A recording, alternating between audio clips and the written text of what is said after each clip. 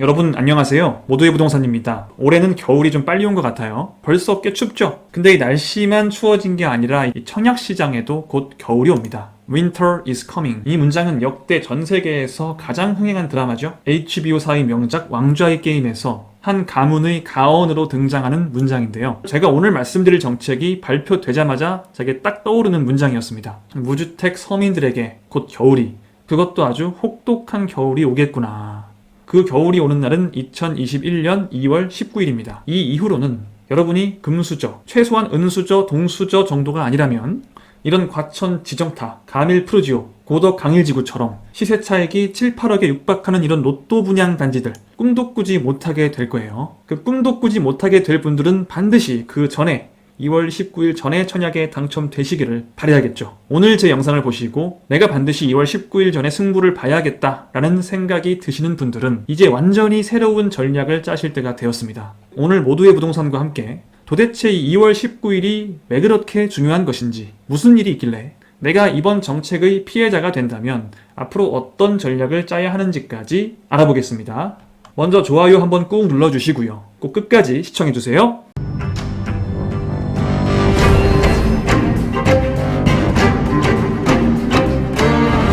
네, 모두의 부동산입니다. 21년 2월 19일이 왜 그렇게 중요하냐를 알려면 그 전에 조금 여러분들께 드려야 될 얘기가 있어요. 이 영상 보신 분들 많으시죠? 자금 마련의 모든 것이라는 영상. 여기서 제가 잠깐 2월 19일에 대해서 언급을 드린 적이 있습니다. 꼼꼼히 들으신 분들은 기억하실 거예요. 이 영상 안 보신 분들 많으실 테니까 간단히 설명을 드릴게요. 이 영상은 뭐였냐면 계약금 정도만 가지고 또는 그에 준하는 금액밖에 없어요. 돈은 별로 없는데 내가 분양은 받고 싶다 할 때 내 자금이 얼마 안 되시는 분들도 8억, 7억짜리 주택을 분양받을 수가 있다 라는 그런 영상이었는데, 그때 중도금과 잔금을 어떻게 납부할 것이냐 하는 전략으로 크게 두 가지를 말씀을 드렸었어요. 첫 번째는 주택담보대출을 받아서 납부를 하는 방법, 두 번째는 전세보증금, 전세를 껴서 입주 시에 세입자를 껴서 전세금을 받아서 그 보증금으로 중도금, 잔금 등을 납부하는 방법, 이 두 가지를 크게 말씀을 드렸었죠. 그때 제가 좀 더 확실한 방법은 전세보증금을 받아서 납부하는 방법이 확실하다. 대신에 얘는 실거주를 못하죠. 전세보증금 받으면 세입자가 들어와 사는 거니까 나는 실거주를 못하죠. 주택담보대출을 받으면 실거주를 할 수 있죠. 근데 이 두 방법의 중요한 차이는 뭐냐? 일단 이 두 방법은 병행은 안 되고요. 둘 중에 하나를 선택해야 되는데, 일단 주택담보대출을 받는 경우를 먼저 볼게요. 이 경우에 지금 제가 예시를 들 아파트는 얼마 전에 분양이 끝난 과천 르센토 대시양으로 하겠습니다. 여기가 이제 분양가가 8억이었어요. 34평이. 투기가율지구이기 때문에 LTV가 40%죠. 그럼 8억의 40%면 3.2억 원, 3억 2천만 원까지 주택담보대출이 되나요? 아니고요. 그게 아니라 원래 입주 시에 주택담보대출을 받을 때는 원칙이 시세로 하는 건데, 전매제한 10년 단지이기 때문에 3년 뒤 입주 시점에는 거래가 한 건도 없고 거래가 없으면 시세도 없다. 따라서 시세라는 게 존재하지 않기 때문에 감정가라는 걸로 대체를 한다. 감정가로 평가를 해서 대출을 해준다 라는 말씀을 자금 마련 영상에서 드렸었죠. 대략적으로 15억이 조금 안 되는 정도로 감정을 할 가능성이 크고, 한 14억 정도라고 예상을 하면은 14억 원에 대해서 9억까지는 40%, 나머지 5억은 20% 대출이 되기 때문에 곱해서 더해보면 총 4억 6천만 원이 대출이 된다. 주택담보대출이. 그러면 총 납부해야 될 금액은 8억인데 4억 6천만 원 대출해주면 이 대출 이외에 내가 마련해야 할 금액은 얼마예요? 3억 4천만 원이죠. 대략 이 정도. 뭐 이 시세에 따라서 이 대출 금액은 조금 올라갈 수도 떨어질 수도 있겠지만 넉넉 잡아 4억 정도를 자기 자본을 마련을 하면 이 주택담보대출을 받아서 입주가 가능하다, 실거주가 가능하다. 여기서 조금 아쉬운 부분은 그래도 아무튼 이거보단 많지만 대출금이 좀 충분하진 않죠. 내 자본이 3.5억에서 4억 정도는 필요하다는 거예요.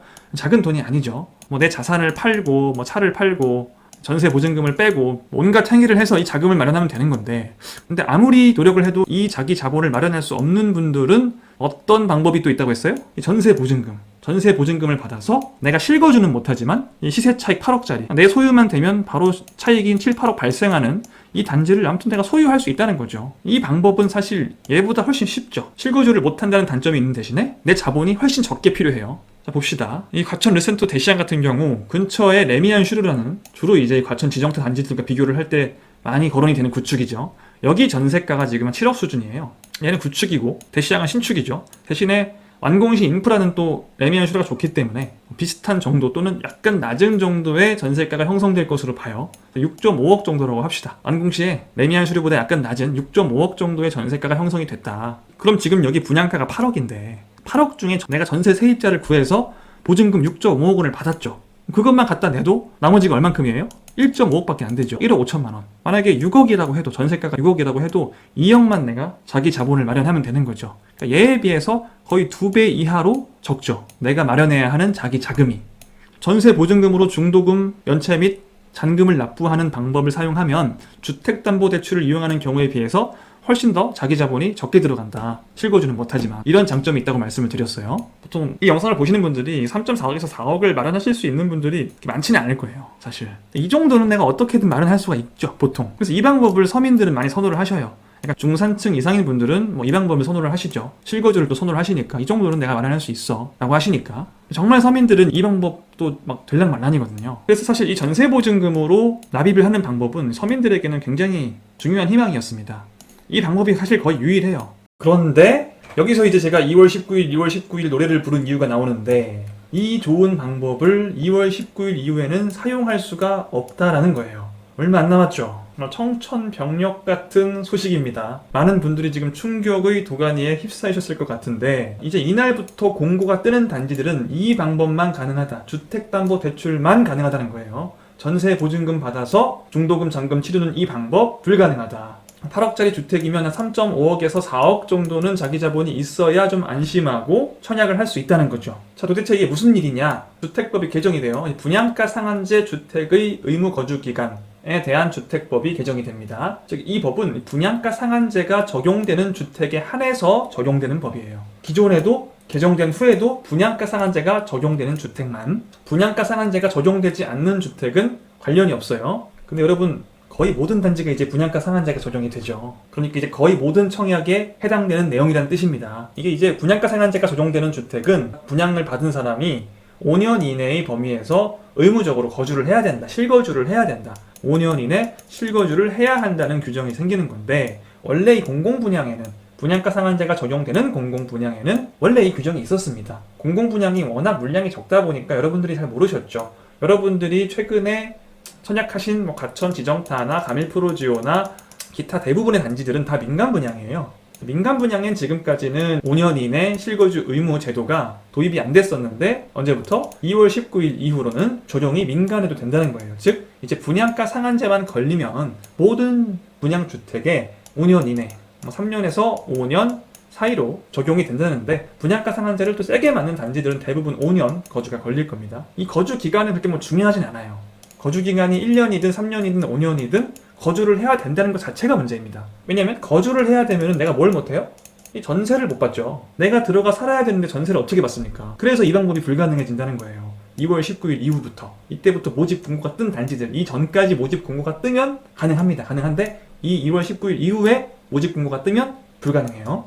정말 이게 사실입니까? 사실입니다. 자, 그럼 이제 이 방법은 이제 사라지고 이때 이후론 이 방법만 남는 거죠. 이 방법을 사용했을 때 어떤 문제들이 발생하는지 한번 볼게요.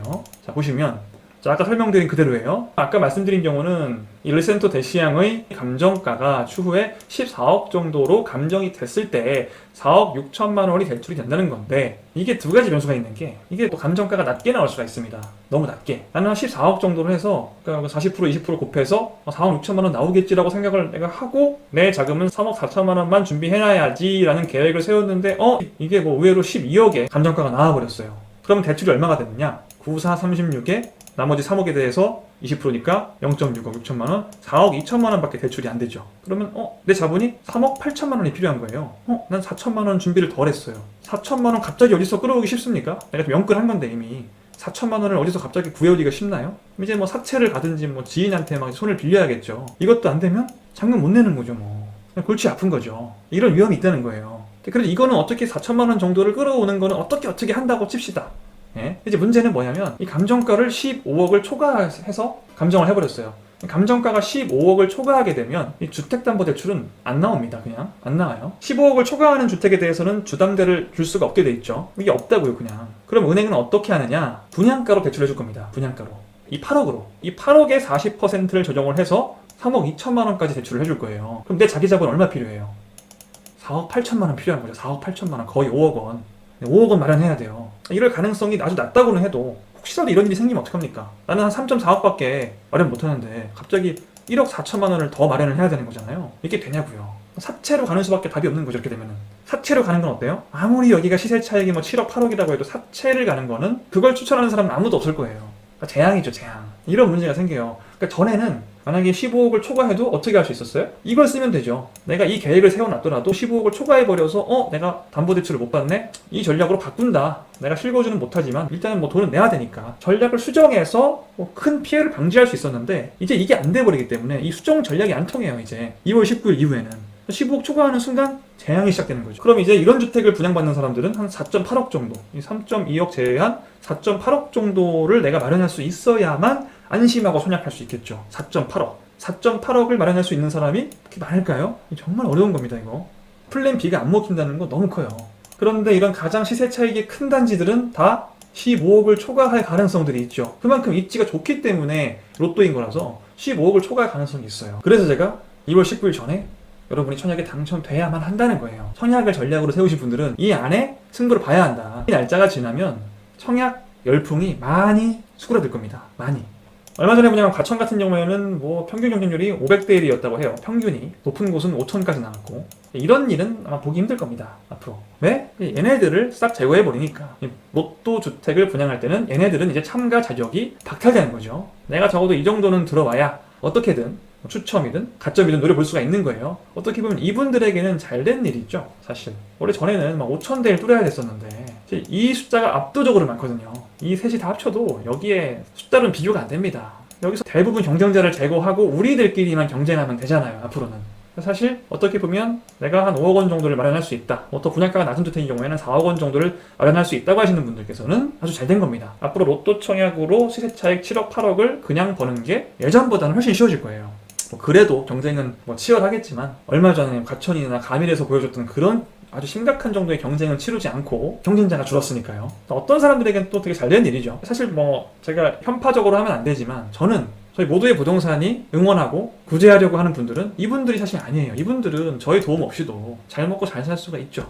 근데 이분들은 사실 정보도 잘 모르시고 주택을 매수하기에는 상당히 좀 불리한 환경에 있으신 분들인데 사실 이분들께 굉장히 희망이 됐던 게 로또 분양이었어요. 특히 가점 높으신 분들은 굉장히 큰 희망이 됐었죠. 내가 평생 무주택으로 살아서 가점이 높아요. 이런 분들은 사실 내가 여태까지 주택 없이 산 보람이 있구나 하셨을 텐데 지금이라도 예전에 집 산 사람들처럼 7억 8억을 보상받는구나 라고 희망을 좀 가지셨을 텐데 이제 그 기회가 있긴 있는데 서민들만 제외가 된다는 게 좀 가슴 아픈 점입니다. 사실 이게 아예 로또 청약이 없어지는 거면 또 모르겠는데 7억 8억의 혜택이 이분들께는 그대로 가고 더 쉬워진다는 게 조금 제가 아쉬운 부분이에요. 물론 이 법의 취지는 되게 좋아요. 사실 나쁜 의도로 만든 법이 아니죠. 그러니까 실거주자가 분양받으라는 거예요. 분양가 상한제로 분양가가 되게 낮아지다 보니까 실제 시세는 여기에 있는데 분양가를 여기에 때려버리니까 이만큼의 차익이 발생해버리는 거잖아요. 그래서 로또 청약이 되는 거란 말이에요. 이러다 보니까 사람들이 막 몰리죠.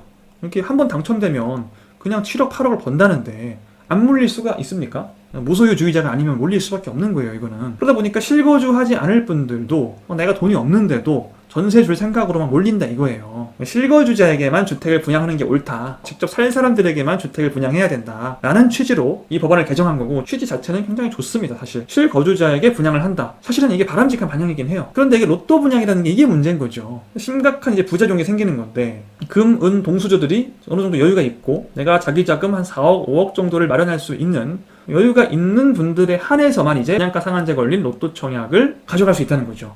이분들이 싹쓸이 해간다는 거예요. 대부분의 서민들은 분상제 걸린 주택은 못 들어가요. 읍주 의무 때문에 전세 못 주니까. 사실 지금 7, 8억씩 청약 한 번 해가지고 7, 8억씩 버는 게 이게 정상입니까? 정상 아닙니다 이거. 저는 그래서 이 로또 분양 자체를 되게 반대하는 사람이에요. 근데 제가 아무리 반대를 한다고 해도 정부에서는 꿋꿋이 밀어붙이니까 그럴 거면 이왕이면 이거를 좀 서민분들, 평생 무주택으로 거주하신 분들께서 좀 가져갔으면 좋겠다는 생각으로 자금 마련 영상도 올려드리고 한 거예요. 어떻게든 여러분들께서 적은 돈으로라도 다 빼앗기지 말고 여러분들이 가져와라. 어차피 시행을 하는 거 로또 분양을. 근데 이제 그게 불가능하다는 거죠.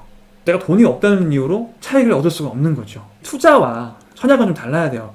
투자는 당연히 자본주의니까 돈이 많은 사람이 투자해서 더 유리하죠. 더 많은 돈을 투자해서 더 많은 돈을 버는, 그게 자본주의인 건데, 이 청약은 사실, 청약은 부자와 가난한 사이에 어떤 차별이 있으면 안 됩니다. 근데 어쨌든 실질적으로 이 로또 분양이라는 거는 시세 차익을 7, 8억씩 주는 거고, 이 혜택은 이제 다 여기로만 간다. 여기에는 기회를 주지 않는다. 이건 좀 문제가 있죠, 사실. 취지는 되게 좋지만 부작용이 좀 심각하죠. 이런 식으로 운영을 할 거면 그냥 분양가 상한제 자체를 폐지해야 됩니다. 그러니까 분양가 상한제를 유지를 할 거면 이 분양가 상한제의 혜택이 서민들한테 가게 해야 돼요. 아니면 서민들한테도 가고 부자들한테도 가고 뭐 골고루 가든지. 이거는 서민들한테 오히려 금지를 시켜버리고 부자들에게만 몰아주니까, 그럴 거면 로또 청약을 없애버리는 게 맞죠. 분양가 상한제를 폐지해서 로또 청약이라는 게 발생하지 않도록 하는 게 사실 맞아요. 이렇게 할 거면.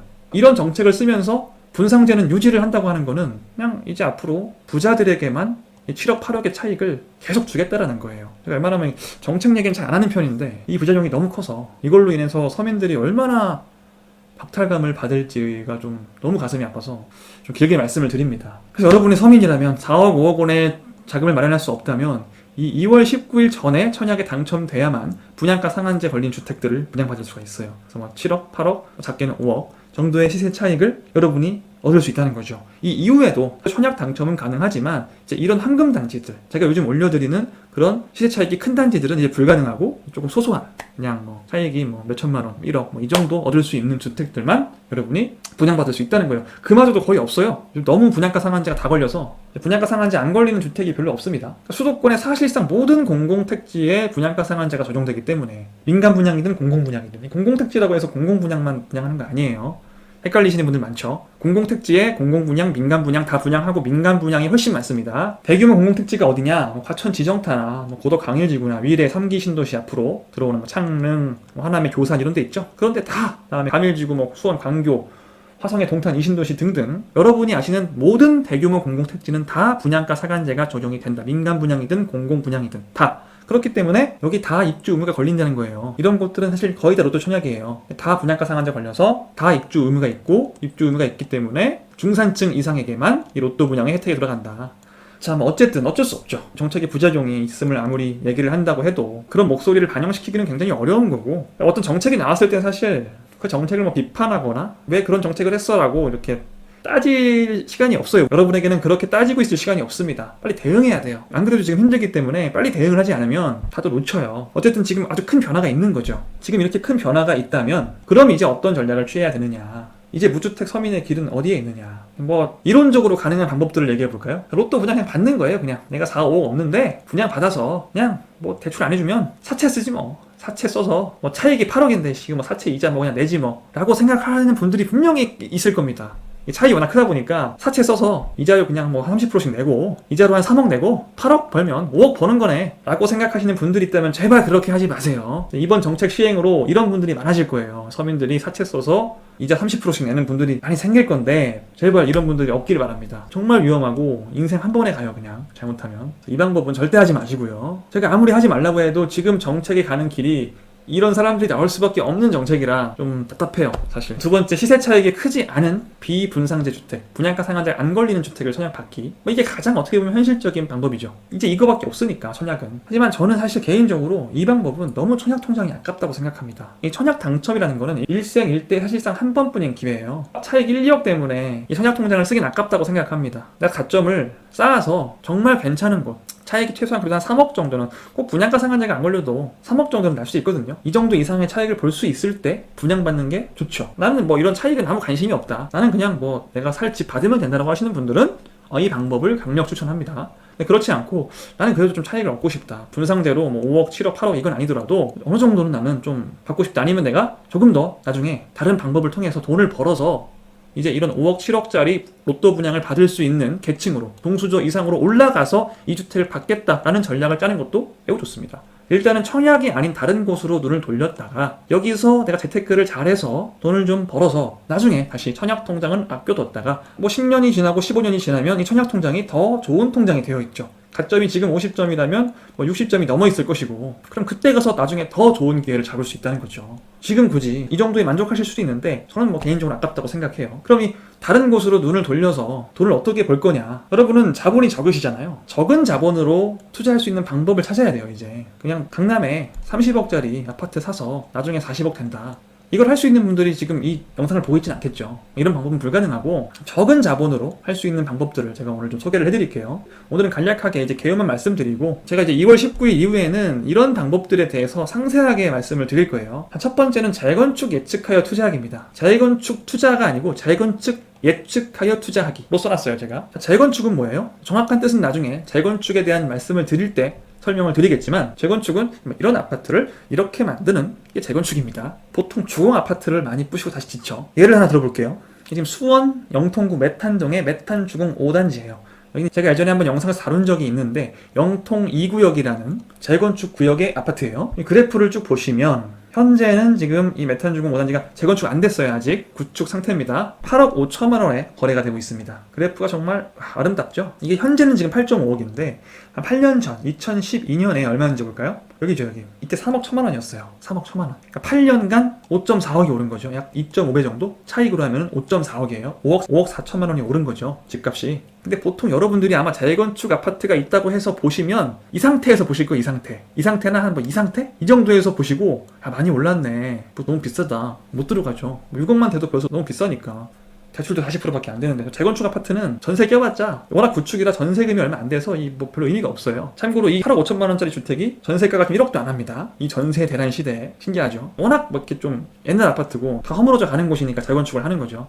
이때 내가 알았으면 너무 좋았을 텐데 이런 생각을 하실 거예요. 나는 왜 한 이때 발견을 하는 거야? 내가 이때 발견을 해서 3억 천에 딱 사서 8년 기다려서 8.5억 만들면 8년 기다려서 5.4억 버는 게 얼마나 좋습니까? 3억 1천만 원 투자해서 이 중에 40% 대출 받고 60% 내가 투자해서 그럼 얼마예요? 3, 6, 18 1억 8천만 원 투자했는데 그의 3배를 투자액에 3배를 순이익으로 거둔 거죠. 1세대 1주택이면 양도세도 없죠. 기다림이 좀 길고 홈테크를 내가 좀 해야 되지만 굉장히 할만한 투자죠. 사실 내가 이 시점에 투자를 한다는 건 뭐냐면 이게 지금 재개발 재건축의 추진 절차인데 이런 과정들이 이렇게 막 진행이 되면서 정비 기본 계획이 수립되고 정비구역 지정이 되고 조합을 설립하고 시공사를 선정해서 사업 시행인가 받고 관리 처분인가 받고 착공해서 분양하고 입주하는 이 모든 단계마다 이렇게 집값이 오르는 건데 이거는 딱 보시면 알겠지만 최대한 빨리 들어갈수록 좋은 거예요. 여러분들이 보통 거의 한 2단계까지는 여러분들이 모르세요. 잘 존재하는지를 모르세요. 이 단계에서는 거의 모르시죠. 제가 추천드리는 건 이전의 가격이 저 밑에 있을 때 이때 들어가시는 걸 추천드려요. 그러니까 재건축은 그게 가능합니다. 나는 뭐 이게 불안하다 하시면 가장 안전한 건 조합 설립 인가 다음에 들어가는 건데 뭐 기본 계획 수립이나 좀 불안하시면 안전진단 통과 후에 정비구역 지정 이때 들어가셔도 아주 괜찮죠. 들어가서 홈테크 하시고 쭉 대기 타는 거죠. 이런 방법이 하나 있고요. 두 번째로는 재건축과 되게 비슷한 형제죠. 재개발 투자. 재건축과 재개발은 달라요, 여러분. 다릅니다.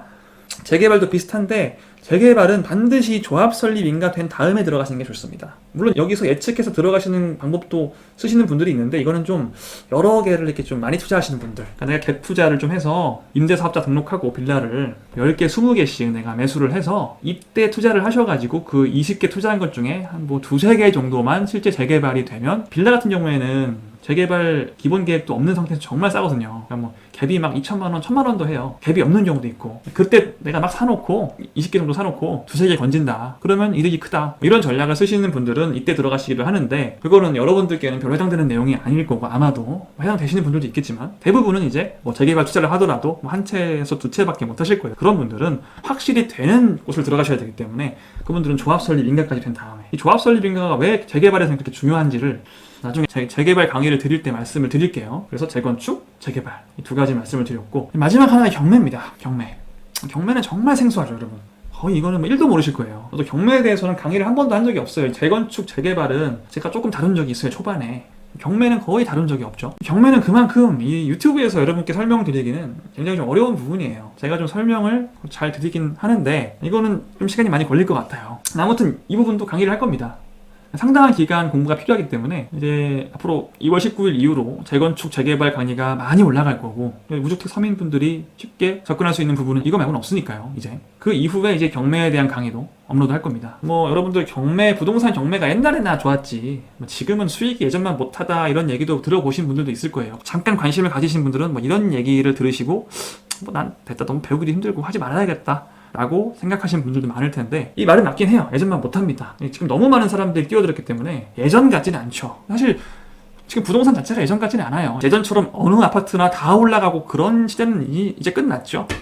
끝난 거 느끼시죠? 잘해야 돼요, 되게. 어쨌든 그래도 경매는 아직도 일반적인 이건 매수인데 매우가 됐지? 일반적인 매수보다는 그냥 돈 주고 아파트를 그냥 사는 것보다는 여전히 수익이 좋다는 거. 여러분들이 잘 배워서 하시면 일반적인 그냥 매수를 하시는 것보다는 당연히 수익이 좋습니다. 이거를 대충 배워서 이상한 데 받아서 그렇지, 여러분들이 경매까지 조금 배우고 나시면 이 조합을 할 수 있죠. 재건축과 경매를 조합을 할 수가 있어요. 그러니까 재건축이 될 만한 아파트들 또는 조합 설립이 되기 이전의 아파트들, 되게 싼 상태의 아파트들이 경매로 나올 때 또 이런 물건들이 경매로 많이 나와요. 이런 거 투자하시는 분들은 보통 실거주자도 있지만 투자자들이 되게 많아서 투자하신 분들이 자기 사업하다가 망하시고 이러면 이제 이런 주택들이 경매로 나오는 경우가 되게 많습니다. 그래서 재건축을 배우고 경매를 배우면 이 재건축 사업 초기 단계에 경매로 나온 물건들을 딱 낚아채면 원래도 저렴한 매물을 더 저렴하게 취득할 수가 있는 거죠. 여기까지는 좀 먼 길이지만 이런 뭐 재건축이나 재개발은 그렇게 어렵지 않으니까 제 강의 몇 번 들으시면 어느 정도는 감이 잡히실 거예요. 일단 그 전에 이런 여러 가지 방법들을 말씀을 드리긴 했는데 부디 여러분이 이 전에 당첨이 되시기를 축원드리고 2월 19일까지 당첨이 안 되셨다면 이제 청약 시장이 수그러들으면서 상대적으로 당연하게도 무주택 서민들이 어디로 몰릴 거예요? 이런 데로 몰릴 거예요. 그래서 이런 곳들이 가격이 좀 많이 급등할 가능성이 큽니다. 그런 저렴한 아직 초기 단계에 있는 뭐 2억 3억짜리가 많으니까요. 이런 애들이 갑자기 막 이제 오를 가능성이 커요. 언제를 기점으로? 이 2월 19일을 기점으로. 그래서 내가 보니까 가점이나 이런 걸 봤을 때 이전에 안 될 것 같다 하시는 분들은 이 가격이 오르시기 전에 빨리 눈을 돌리시는 것도 좋은 방법입니다. 그래서 제가 2월 19일 되기 전에 한 1월부터는 재개발 재건축에 관련한 강의를 많이 올려드릴 거예요. 이제 그 영상들도 기대해 주시고 이날 이후로는 제 채널은 청약 위주로 가지는 않을 겁니다. 지금은 청약이 대세지만 그 대세가 바뀌고 있죠. 왜냐? 저는 이분들을 위한 채널을 운영하는 게 아니니까요. 저는 이분들을 위한 채널을 운영하고 있습니다. 지금까지 모두의 부동산이었고요. 오늘 강의가 좀 길었죠. 그래도 좋아요와 구독 자연스럽게 클릭해 주시면 감사하겠습니다. 그럼 다음 시간에 만나요.